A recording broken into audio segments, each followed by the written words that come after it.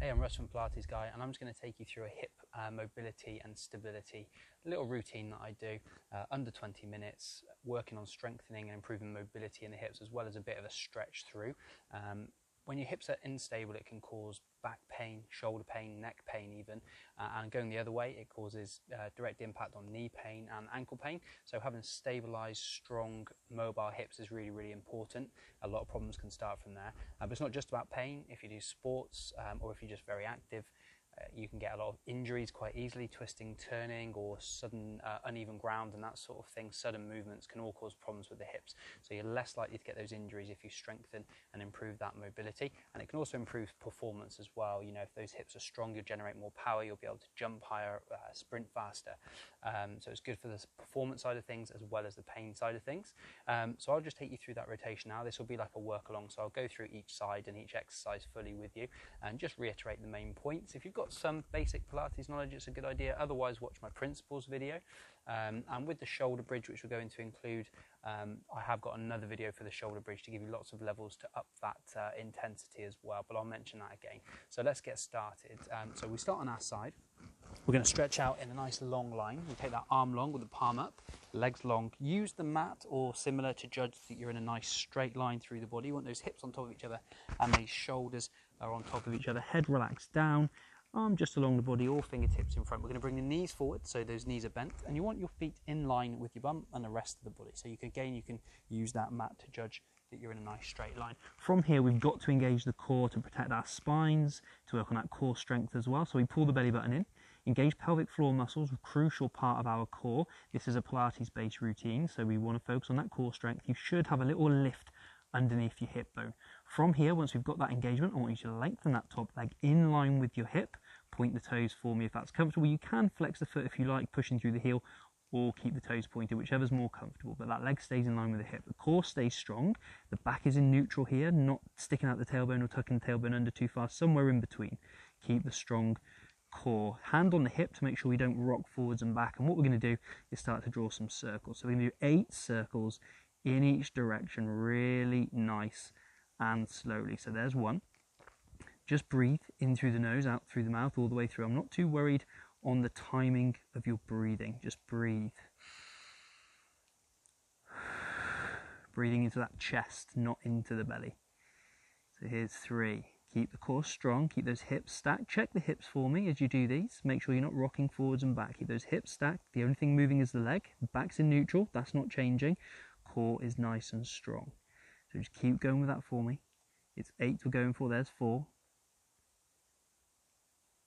Keep breathing. Don't worry about how big these circles are as well. They could be the size of a cup, you know, a small teacup size circle. Really nice and controlled is what's important. Precision and control rather than making big circles. If you make really big circles, that's fine if you can make big circles, as long as the hips don't move, the back doesn't change position, nothing else is affected. Now I do get carried away sometimes. We're going for 8. Sometimes I get carried away speaking and I end up doing more. I think that's 8. We just change direction then. So we just change direction. Nice, smooth, controlled as possible circles. So what you find if you do a lot of running or cycling and those sorts of things, your legs just move backwards and forwards. You don't do any other movements outside of backwards and forwards. And it's important to strengthen the hip through all ranges of motion. So circles are a really good place to start. Should feel those hips working pretty hard. That glute medius should be working. If you do find you're feeling that more to the front of the hips, you can take a very small softening of the knee, and you might find that then transfers that load onto that glute medius, which is what we want to target. The side of the hip there, the smaller glute muscle, is a really important stabilizer for the hips, and we're trying to strengthen that muscle through this whilst improving that mobility. Take it as far as you can without affecting the rest of the body. Once you've done those 8 in each direction, we'll just bring that knee down. You can rub tap the hip just to release the muscles on the side of the hip there. Just release there. You can squeeze the knee in towards you a little bit if you like, just to release the pressure. Move around however you like, but we're not finished with that hip yet. We're going to lengthen that leg, let it come back down, set yourselves up again, switch on the core, belly button through, pelvic engagement as well. We've got the little gap, it's still there. We bring that leg up in line with the hip, flex the foot forward this time, toes point directly forwards. We're going to take in a nice deep breath, hand on the hip to check, breathing out That leg comes forwards into a side kick. We point the toe, we bring that leg back in line with the body. Flexing the foot forward, we bring that leg forward. We're going for 8. Bring it forward until you feel that stretch down the back of the legs. Point the toe, bring that back in line with the body under control. Check the hips, make sure there's no rocking forwards and backwards, none of this going on. Breathing out as we bring that leg forward. There's 3. Breathing in as we bring it back. Keep the core strong. Keep that core under control. Check those lower backs for me. Make sure it's not arching and flattening. 4. If the back is arching and flattening, reduce the range of motion. Or if you check your core is engaged. First of all, make sure you've got a nice strong core, belly button pulled through, pelvic floor lifted. If you haven't, do, and see if that stops your back from arching and flattening. If it doesn't, reduce your range of motion down. 7, I think. I may throw an extra one in here and there. Up to you if you take them or not. Aim for the 8. Bring that forward. Feel the stretch. Point the toe. Bring that leg back. And once we've done 8, we can bring that leg down. Let the knee come forward. Rub and tap that hip. Get the knuckles into that muscle. That should be getting right into the side of the hip there. Again, you can squeeze the knee in if you like. Move that leg around. Whatever works for you to release. But then we're going to bring that leg down in front of us. We're going to straighten the top leg underneath, and you can bring the head up onto your hand if you like, or just bend the arm, let the head relax down onto the forearm there. Whatever's more comfortable for you. If it is putting a strain on the neck, just let your head relax down. I find this a little more effective if we can bring the head up slightly. So you want those hips stacked, shoulders stacked, chest open, core strong, just like before, belly button pulled in, pelvic muscles engaged. We're going to work on the adductors now. So those are the abductors taken away from the body. We're going to work on the adductors, bringing back in towards the midline of the body. So we'll switch on the core. We're going to lengthen and lift that leg into a hover. From here, we're going to take a nice deep breath in. We're going to breathe out. We're going to lift, hold for a second, breathe in as we lower. We're going for 8 lift lowers without resting. You just come back to the hover. Keep the core strong. Don't let the rest of the body move. Back is in neutral. Don't arch or flatten entirely that lower back. Keep it in neutral, somewhere between those 2 extremes. 4,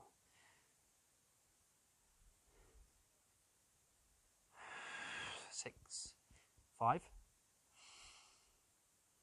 Bring it up, squeeze. 6. You can do this with the foot flexed if you like. That can be a little more intense, but up to you. If you do want to do that with a foot flex rather than toes pointed, that's entirely up to you.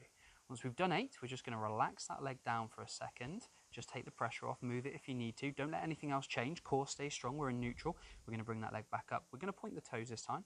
We're going to draw 6 circles in each direction. So just like we were doing before on the other side, really nice controlled circles, all coming from this bottom leg and hip. Nothing else moves. Core stays strong. We're breathing. Nice and controlled.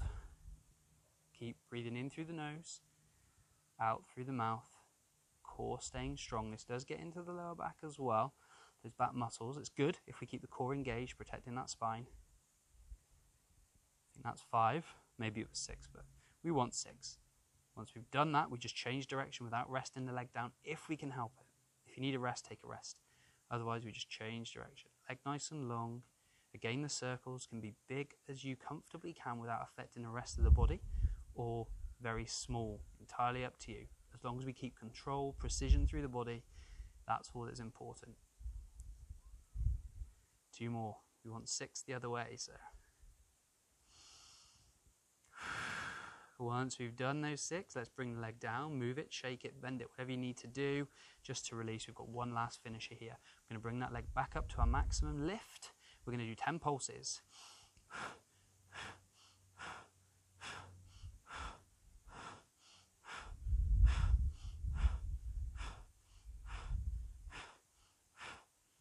And lower that down. Bring the knees in towards the chest. Give them a bit of a squeeze. Just give those knees a squeeze. Move the hips around however you need to. I'm going to have to move fast or I'll be going red. So we're going to come over onto our backs. You can give those knees another squeeze in towards the chest. Worked a bit. We're going to do some shoulder bridges to strengthen those glutes, hamstrings, and improve mobility of the spine. It really helps those hips. So we want to start with those feet directly underneath the knees if we can. I struggle to bring them all the way under the knees. Get them as close as you can to being under the knee. Just don't bring them any further towards your bum than directly under the knee. Those knees and feet need to be hip distance apart. We need to be working out of neutral. If you're not sure about neutral, it's where we take those fingertips under the lower back.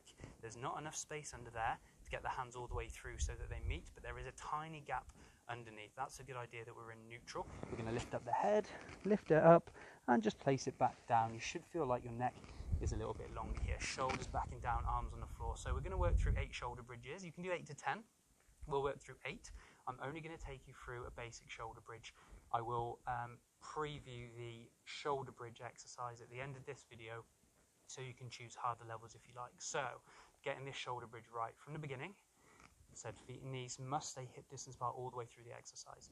We're going to engage the core, belly button down, pelvic floor muscles engaged as well. We take a nice deep breath in, and as we do, we tuck the tailbone, squeeze the glutes. You're lifting your bum and your tailbone off the floor. Then you breathe out, and you slowly start to peel the spine away from the mat, bit by bit by bit by bit, coming up into a shoulder bridge. At the top, you've got a nice diagonal line from shoulders to knee, strong in the core, squeezing those glutes. At the top, nice deep breath in, we breathe out, we slowly start to relay that spine back down into the mat, one vertebrae at a time. So imagine when you're peeling away, you're peeling a chain or a necklace, bit by bit by bit by bit, away from that floor, and then when you come back down, you're relaying that chain link by link by link by link until the tailbone touches the floor. We're back in neutral. We take in a nice deep breath, and we tuck the tailbone, squeeze the glutes, breathe out, start to peel that spine away, bit by bit by bit by bit, coming up into the shoulder bridge. We shouldn't feel strain through the neck. The pressure points the shoulders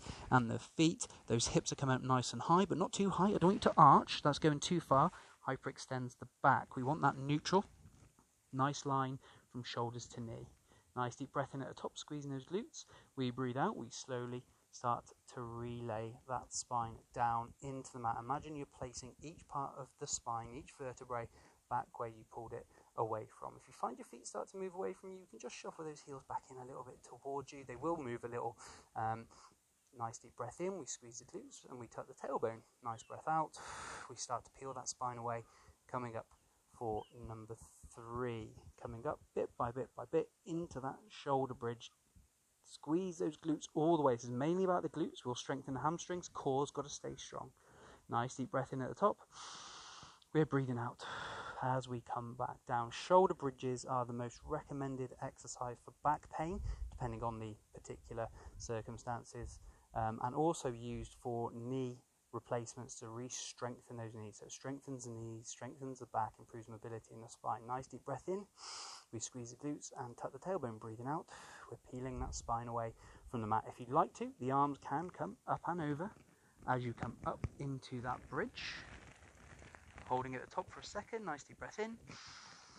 We're breathing out and we're relaying that spine. The arms can come back down. Now if you've got anything going on with the shoulders and you don't like taking the arms up and over like we've just done there, you can just hold those arms out in front of you. Breathing in through the nose. We squeeze the glutes, tuck the tailbone, we breathe out. We're peeling that spine away from the mat bit by bit by bit. Bringing ourselves up into a shoulder bridge. Squeeze those glutes, keep the core strong. Nice deep breath in there at the top. We breathe out, we're rolling back down. That's 5 done after we come back down from this one. So bit by bit, you're laying that spine like a chain, link by link, all the way down to our neutral spine. You can just hold those arms out there if you like. Nice deep breath in. We tuck the tailbone, squeeze glutes, breathing out, we're peeling away. We're into 6. 2 more after this. Neck is relaxed. Shoulders back on that mat, peeling away. Coming up into our shoulder bridge. Strong at the top, squeezing the glutes, core strong, nice deep breath. We breathe out, we're coming back down, really nice and controlled, bit by bit by bit. If those knees are giving you any trouble or any pain, you can try and move the feet around a little bit, or you can take a block or a big cushion and pop that between the knees. That can help take pressure off the knees and the back. Primary muscles here, the first muscles, as we squeeze the glutes, tuck the tailbone, you feel those glutes working, you feel the core working, pull in the belly button, lifting the pelvic muscles as well, peeling up into our nice strong shoulder bridge. Keep those feet and knees hip distance apart. Don't let the knees go wide. Keep them hip distance apart. At the top, we're squeezing those glutes, core. Nice deep breath. We breathe out, we're relaying that spine down into the mat, 1 vertebrae at a time. Really nice and controlled. 1 more. If you're struggling to keep those knees hip distance apart, push through the heel and the big toe and that will help. We're in neutral, nice deep breath in, tuck the tailbone, squeeze the glutes, breathe out. We're peeling that spine away from the mat bit by bit. Do breathe in between. It's a nice slow exercise, squeezing the glutes, core's nice and strong. Breathe, top, breathe in, squeezing those glutes, we breathe out. We're relaying that spine one vertebrae at a time, bit by bit by bit by bit, coming back down towards the floor until that tailbone touches, and then we can bring those knees in towards the chest.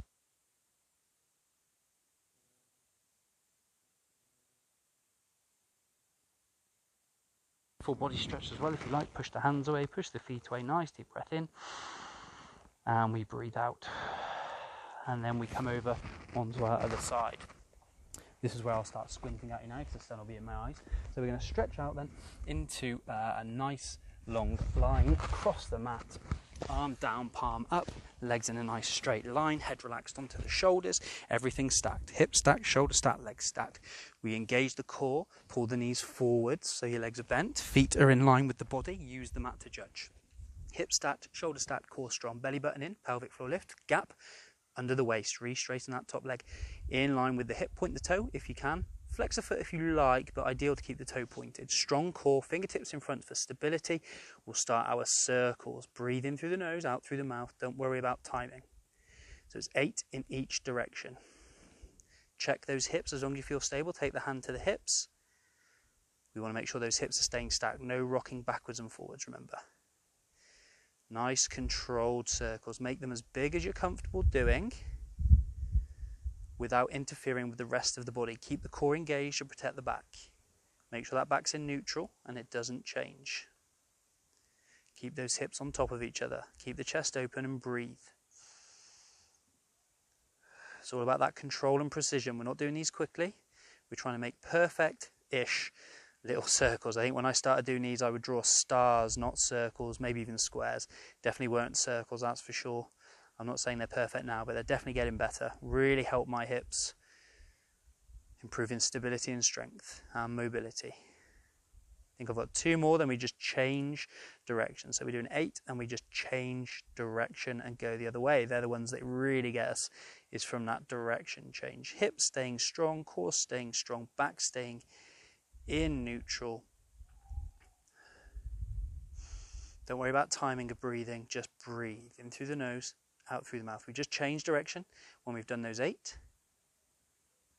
Of course, if you can make a very big circle and keep everything nicely controlled, then go for it. That's fine. Just check the hips, check the back, keep the core strong.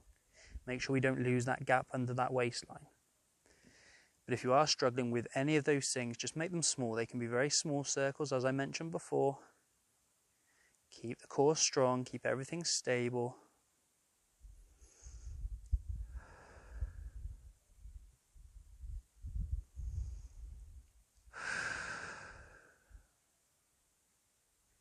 Really starts to get into that glute medius. Remember, you can take the little bend at the knee.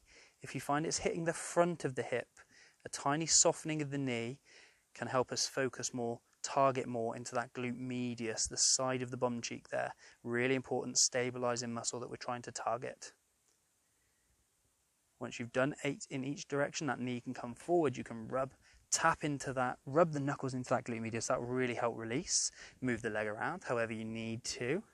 And once we've done that, we're going to re-straighten that top leg, let it relax down, switch the core back on, belly button comes through, pelvic floor lifts, fingertips in front for stability, we bring that leg up, and we flex the foot forward, toes pointing forward, hips stay stacked, make sure we stay neutral, core strong, nice deep breath in. We're breathing out, we're going to bring that leg forward, feel the stretch down the back of the leg, point the toes, bring that leg back in line with the body. So we're into our side kick. Check those hips, make sure they're stable on top of each other. Breathe out as you bring that leg forward, point the toes. Bring that leg back as you breathe in. Flex the foot, breathe out as you bring that leg forwards. Getting into that glute medius work-wise, and the rest of the hip. You'll feel the quad working. You feel the stretch down the back of the legs. We just bring that forward until we feel that stretch come down the back of the legs. We point the toes, bring that leg back in line with the hip to finish the movement. Check those lower backs for me. No arching. Staying in neutral. If you find that back is changing, what we tend to find is when we bring the leg back, it arches, and when we flex the foot and bring the leg forward, it tucks, tailbone tucks under and it rounds. We don't want that to happen. So you can either make sure the core's switched on, make sure belly button's pulled through, pelvic floor's lifted, keeping us stable, keeping that core under control, core including the back, or if that isn't helping and you're still changing position, then just reduce that range of motion. Don't make such big side kicks. Just ease into that stretch. I think we've got one more, roughly. As I said, I get carried away. I want you to do 8 of these. And then when you've done 8, just let that leg relax, let the knee come forward, rub and tap that hip, release those muscles, pull the knee in towards you, move it around however you need to. And then we're going to let that leg come forward. We're going to leave it there bent in front. We're going to straighten that bottom leg. You can bring the head up onto the hand or the arm, whatever works better for you, or just keep the head down on the straight arm. We want those hips pretty much stacked here, neutral spine, shoulder stacked, core strong, belly button in, pelvic floor lifts. Bottom leg is straight. We point the toes ideally, but you can flex the foot, remember. And we breathe in through the nose. We breathe out as we lift. We get to our maximum lift there, hold it for a second or two, and lower back to a hover. We breathe out as we lift, hold for a second or two, breathe in as we lower. We're going for 8 lift lowers. Try and keep everything else stable and strong.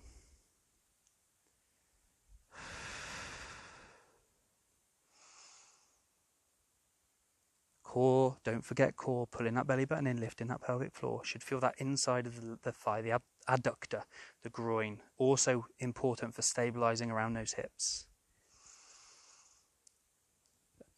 Strengthening it is something a lot of people don't do, and then they get groin pulls and things like that. We need to mobilize, strengthen those inner thigh muscles. You can also do this with the foot flex as well. It can be a little more intense to do that, but that's fine if you prefer it. If you struggle to point the toes, you feel free.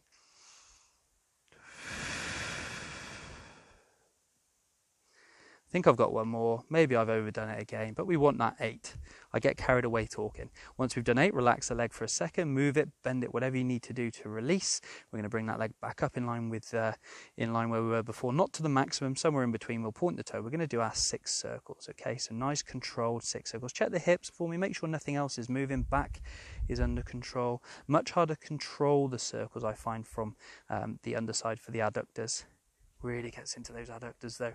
Core stays strong, breathe.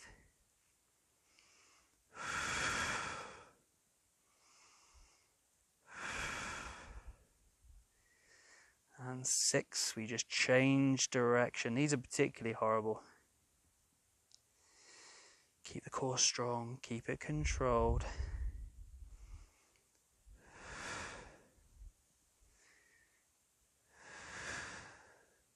Check those backs. Neutral spine all the time, core strong.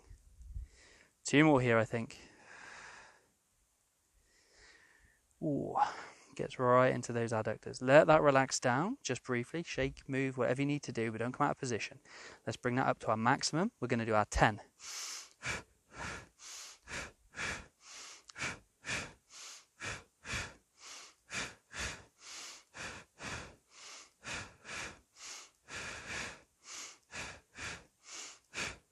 Or relax that leg down. Let's come over onto our backs just to stretch those hips. Now, give the knees a squeeze in towards you, move from side to side. Really unattractive releases to make circles with the knees in opposite directions. That's good for mobility, good for releasing the hips. And then once we've done that a few times in both directions, bring those feet flat to the floor. We're going to straighten one leg. We're going to pull the other knee in towards the chest. So just relax as much as you can. Try and stay neutral if we can. Just pull that knee in towards you. Try and relax. In through the nose, out through the mouth. Relaxing, pulling that knee in towards you. Feel the stretch around the hip. Just about 12 to 15 seconds, or 2 or 3 breaths, nice deep breaths, and we release. And then we bring that knee back in. We use the outside hand there to just guide that knee outwards, keeping your waistband firmly on the mat, shoulders stay firmly on the mat, and the knee opens to one side. We're still pulling in a little bit, and we're just letting that knee relax down to one side. Again, relax, breathe.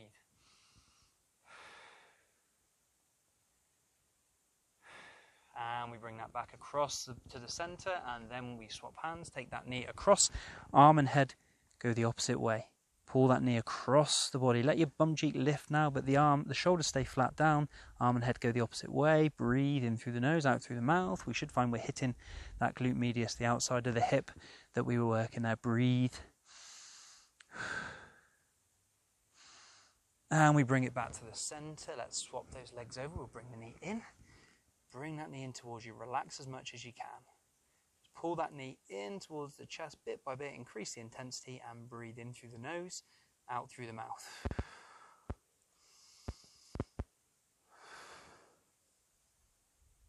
2 or 3 breaths, about 12 to 15 seconds, and then that knee opens up to one side. Release off initially and then take it out to one side. That hand is there to support you so you don't go too far and injure yourself, or to apply a bit of pressure if you want more intensity. Pull the knee in towards you a bit, relax down to one side. Breathe in through the nose, out through the mouth. Try and relax. 2 or 3 breaths, 12 or 15 seconds. Bring that knee across the center, swap hands. Bring that knee across the body as we go the other way with the arm and the head. You should feel that stretch on the outside of the hip, that glute medius, abductors stretching here. And we bring that back to the middle. We're going to lengthen those legs out. We're going to bring ourselves to sitting.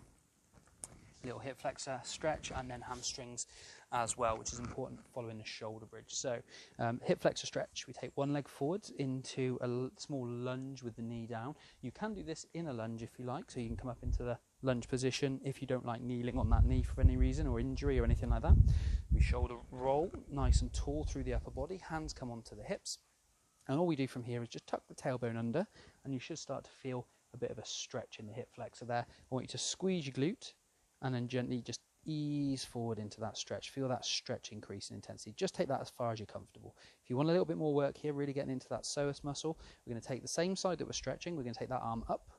Core engages. Pull your belly button in. Nice. Deep breath. Breathe out. We reach back. Just maximizing that stretch. Just hold that for a couple of breaths. Follow with the head if you like, looking up. And we release. Bring that down. We're going to straighten the front leg, toes pointing up, heel down. You can either pop your hands on your hips and just gently push backwards, feeling a stretch through the back of the hamstring and the calf, or you can take the hands to the mat, just making that a little more intense, pushing backwards with your bum, toes flexed, stretching the back of that leg. Again, 12 seconds, 15 seconds, couple of breaths. And we'll bring that leg in. We're going to swap those feet over, swap the legs over. So we start off nice and tall through the upper body, shoulder roll, tailbone tuck. Feel that stretch start in the hip flexor. We're going to squeeze the glutes, gently ease forward into that. Feel that stretch increase in intensity. Just hold there. Core strong, remember the same side that we're stretching, the arm comes up. Core strong, nice deep breath in. We breathe out, we reach that arm back, follow with the head, just easing into that. Still tucking the tailbone, squeezing the glute, pushing that hip forward. Couple of breaths here, keep the core strong. And release there. We take the heel to the floor, toes pointing up. You can put your hands on your hips and push your bum back. Feel that stretch down the back of the legs. If you prefer, take it a bit further. Fingertips come to the floor, push your bum back. Feel that stretch down the back of the hamstrings and the calf. And relax there. So that is a Pilates based hip stability and mobility routine I like to work through. If you've got any questions at all, feel free to get in touch with me. Thank you very much for watching the video, and I'll speak to you